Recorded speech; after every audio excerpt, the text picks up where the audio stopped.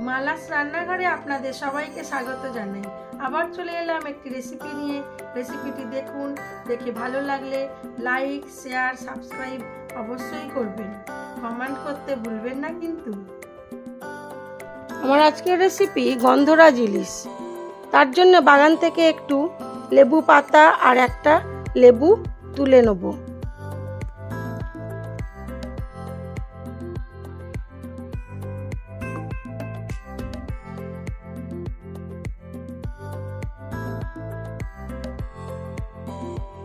লেবু পাতা ও লেবু তুলে নিয়েছি। এবারে আমার বাড়ির চারপাশটা একটু আপনাদের দেখিয়ে দিই। আর একটা লেবু গাছ আছে, চলুন সেটাও দেখিয়ে আনি।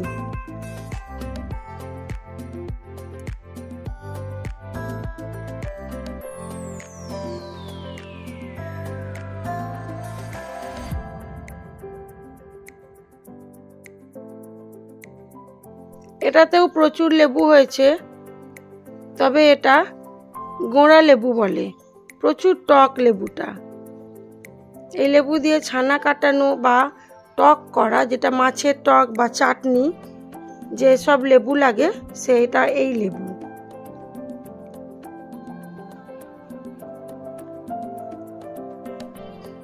বর্ষা বলে চারিদিক একদম সবুজ।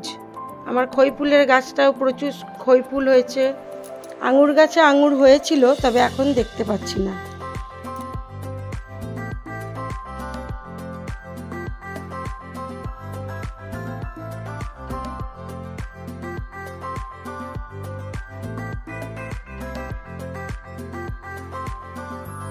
এখন বাগানটা ফাঁকা বললেই চলে। কিছু সারা বছরে যেসব গাছ থাকে সেই সব গাছই আছে।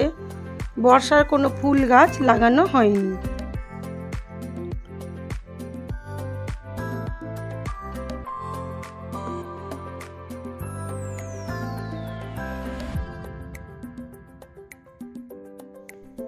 ছাদে দেখলাম অনেক ড্রাগন হয়েছে, সেগুলোও একটু দেখিয়ে দিলাম।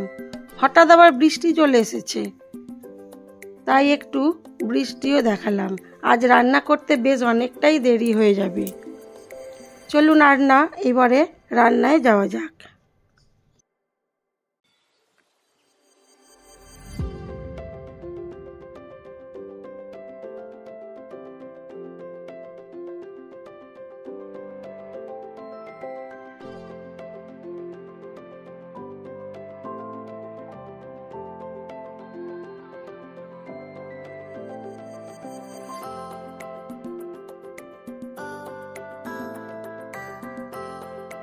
আমার আজকের রেসিপি গন্ধরাজ ইলিশ।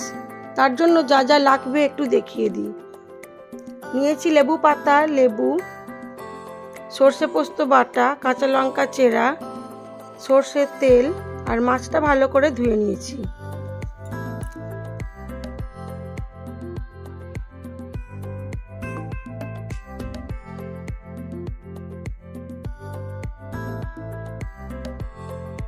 প্রথমে মাছটা খুব ভালো করে নুন হলুদ মাখিয়ে নেব।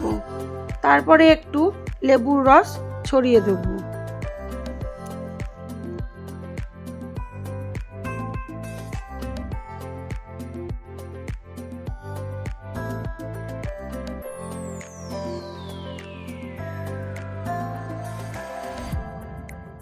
মাছটা নুন হলুদ মাখিয়ে নিয়েছি, দিয়ে দিলাম ওপর থেকে একটু লেবুর রস।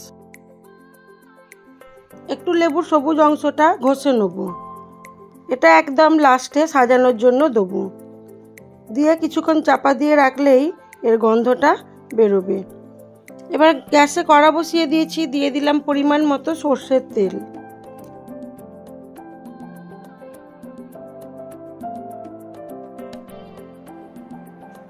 একে একে মাছগুলো দিয়ে দেবো। তেলটা গরম হয়ে গেছে, এটা কম আঁচ করে দেবো।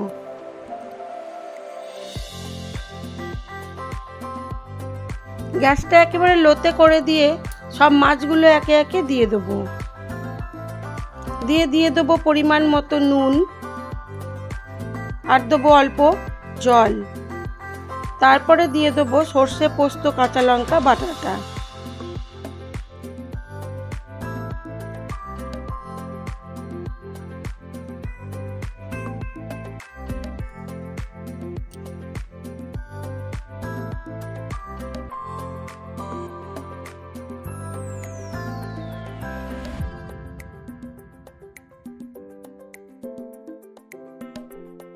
এবার ওপর থেকে গন্ধরাজ লেবুর পাতাগুলো দিয়ে দেবো আর দিয়ে দেবো কাঁচা লঙ্কা চেরা, দিয়ে ঢাকা চাপা দিয়ে বেশ কিছুক্ষণ এটাকে কম আঁচে হতে দেব।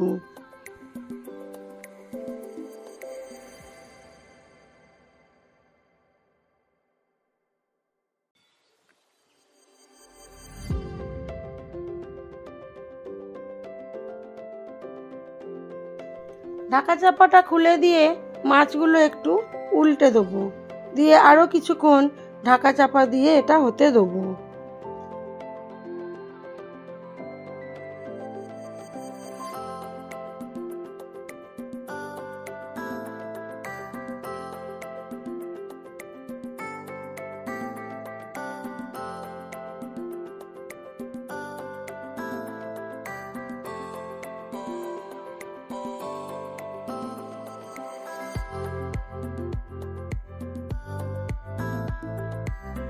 হয়ে গেছে আমার গন্ধরাজ ইলিশ। আমি এবার এটাকে সার্ভ করে দেবো।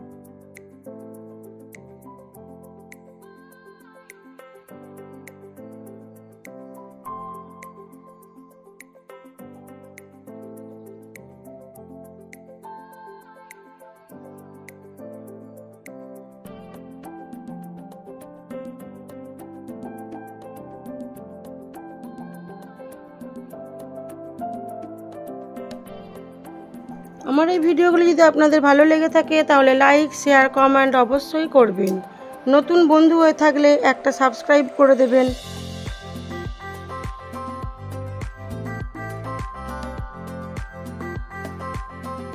সবাই ভালো থাকবেন, সুস্থ থাকবেন, নিজেদের খেয়াল রাখবেন।